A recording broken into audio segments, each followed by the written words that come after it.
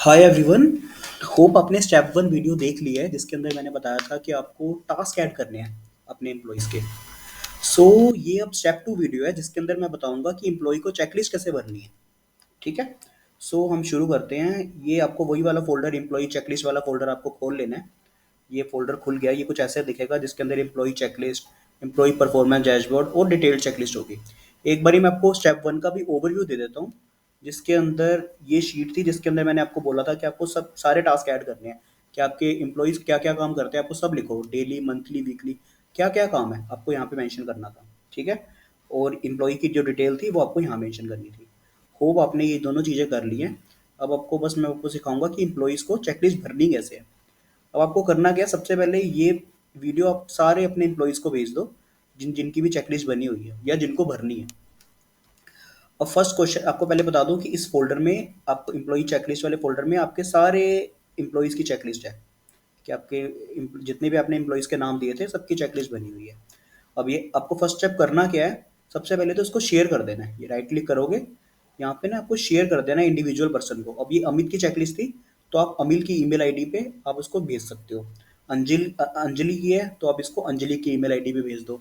अंकुर की है तो आप अंकुर की ईमेल आईडी पे भेज दो। ऐसे ही सबको सबसे पहले तो शेयर कर दो। अब आपको एक और आपको मैं क्वेश्चन क्लियर कर दूं कि ये जरूरी नहीं है कि आपको ये चेकलिस्ट पीसी पे ही भरनी है। आप इसको फोन पे भी भर सकते हो। मतलब कोई भी एम्प्लॉय अपने फोन पे भी खोल के भर सकता है। बहुत ही आराम से बहुत ही इजीली भरी जाएगी। अब आपका एक और क्वेश्चन होगा कि यार ये जो बालू है ना, ये बालू तो मेरा लेबर क्लास बनता है, ये कैसे चेकलिस्ट भर लेगा, इसको तो कंप्यूटर चलाने ही नहीं आता, इसके पास तो फ़ोन भी छोटा सा है। तो कोई दिक्कत नहीं है। आपको करना क्या है, आपको यहाँ इसको ये शेयर करना है। और ये शेयर किसको करना है, ये आपको प्रोसेस कोऑर्डिनेटर को शेयर करना है या अपने ईए को शेयर करना है। ये मतलब लेबर क्लास की जो चेकलिस्ट होगी कि उनके बिहाफ पे ईए या प्रोसेस कोऑर्डिनेटर भरेगी। ठीक है। ये भी आपका क्वेश्चन क्लियर हो गया।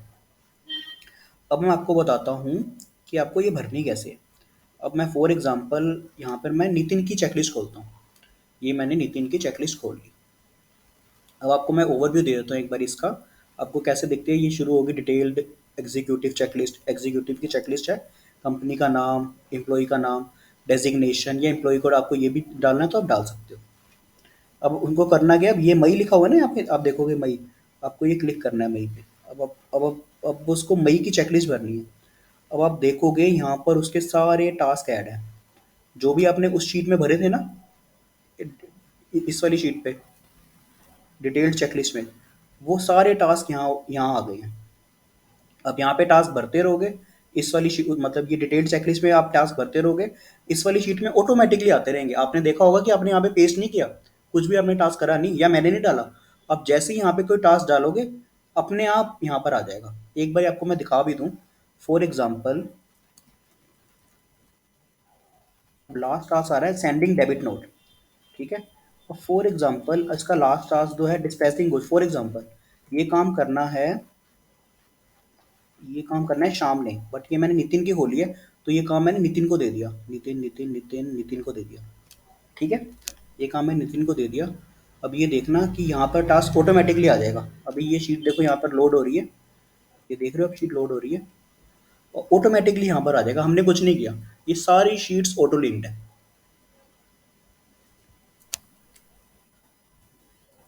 इस शीट को भी थोड़ा हमारा मेरा नेट भी थोड़ा स्लो चल रहा है आज तो, बट मैंने वीडियो बनानी थी आज अपनी वर्जन 2 चेकलिस्ट की।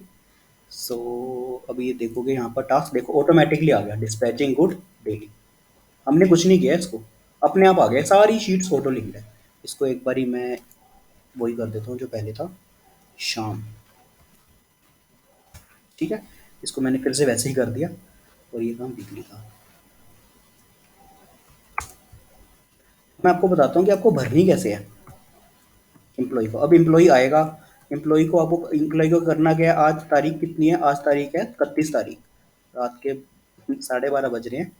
अब एम्प्लॉय को करना क्या है, एम्प्लॉय अपने ये देखोगे आपको पूरे ऊपर डेट्स लिखी हुई हैं, 11, 12, 13, पूरी डेट लिखी हुई है। अब वो अपनी रिस्पेक्टिव डेट पे जाएगा। आज डेट कितनी है, 31 तारीख। अब 31 तारीख को अपनी चेकलिस्ट भरनी शुरू करेगा कि आज उसने डाटा एंट्री वाला काम कर लिया या उसने काम ये नहीं किया, ये या ये काम नॉट रिक्वायर्ड था। वो अपना सारा स्टेटस अपना यहाँ पे भरेगा। अब आपको मैं दिखाऊँ, ये 31 मई वाला पूरा है, 31 मई का पूरा ये डायलॉग बॉक्स है। अब उसको आप इसको खोलोगे तो आपको देखोगे 3 चीज़ इसके अंदर चीज़ें दिखेंगी। एक काम होगा डन, कि उसने ये वाला काम कर दिया। एक काम होगा एनडी, इसका मतलब नॉट डन, कि उसने ये काम नहीं किया। और एक होगा नॉट रिक्वायर्ड, कि उसने ये काम आज मतलब नॉट रिक्वायर्ड, ये काम की ज़रूरत ही नहीं थी। अब वो बस अपने टास्क यहाँ पे भरना शुरू करेगा। अब यहाँ पर देख रहे होंगे, यहाँ पे कुछ आ रहा है, तारीख लिखी हुई आ रही है, ये क्या होता है? ये टाइम स्टैम्प है। अब जैसे ही वो यहाँ पे भरेगा ना, ऑटोमेटिकली टाइम स्टैम्प आ गई कि उसने ये इसने कब भरा है। ये इसने 31 तारीख को भरा है, इतने बजे, ऑटोमेटिकली आ गया, देखा ना, 23 बजे, मतलब 12:30 बजे, ऑटोमेटिकली यहाँ पे लिखा आ गया।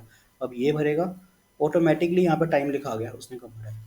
अब इसका लॉजिक क्या है टाइम स्टैम्प लगाने का? इस टाइम स्टैम्प लॉजिक होता है, एक ऑडिट पर्पस के लिए होता है, कि कोई एम्प्लॉय बैक डेटेड तो नहीं भर रहा। अब यहाँ पर उसने मान लो इसने ये इकट्ठी भर दी, अपने ये वाले काम उसने सारे इकट्ठे कर दिए, कि यार आज वो 30 तारीख, आज 31 तारीख है पर वो 30 तारीख की भर रहा है, तो ऑटोमेटिकली यहाँ से पता चल रहा है। और ये शीट एम्प्लॉय परफॉर्मेंस से लिंक है, ऑटोमेटिकली वहाँ से पता चल जाएगा कि ये काम वो लेट भर रहा है, वहाँ पे ऑटोमेटिकली पॉपअप हो जाएगा। वो मैं आपको स्टेप 3 में बताऊंगा कि कैसे पता चलेगा।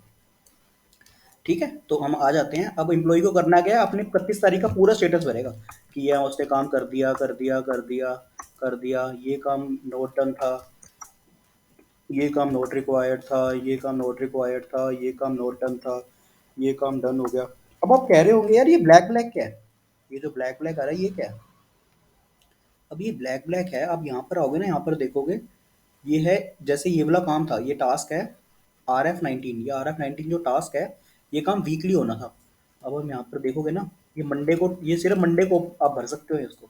अब ये देखो मंडे तारीख है, अब ये सिर्फ मंडे को ओपन है, और ये यहाँ पर भर ही नहीं सकते, ट्यूसडे को ये चीज़ भर ही नहीं सकते।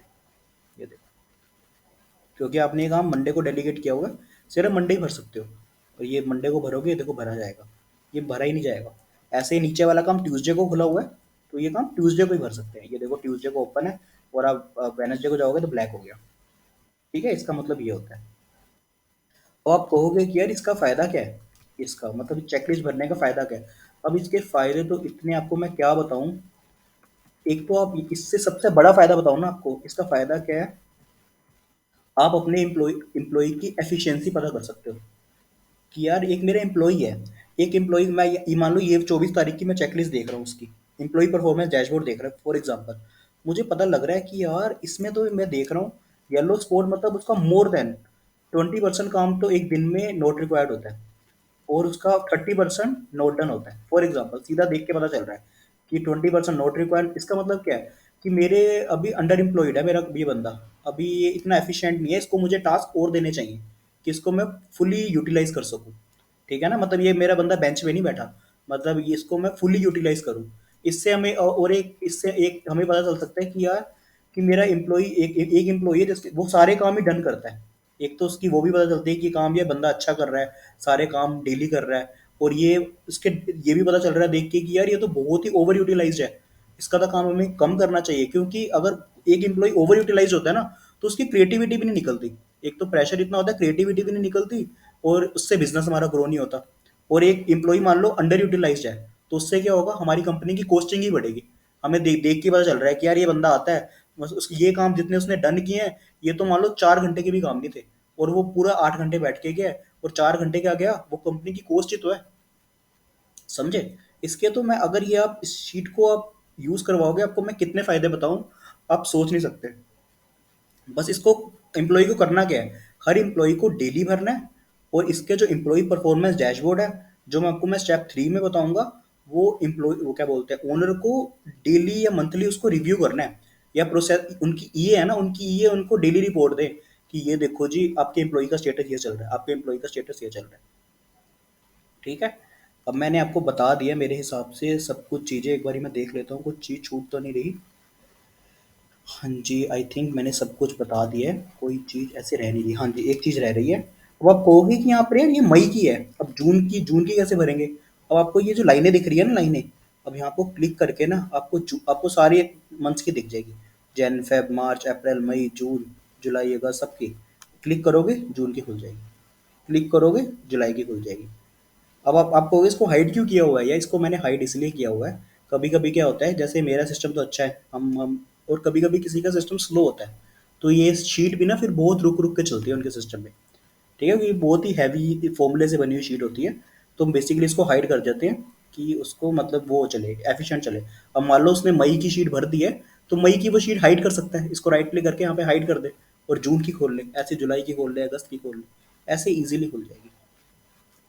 आपको अगर आपने step one of the video नहीं देखी, आप सिर्फ स्टेप टू देख रहे हो, तो स्टेप वन का भी लिंक मैं डिस्क्रिप्शन पे दे रहा हूँ। आप स्टेप वन देख के आप एक बार काम खत्म कर लो।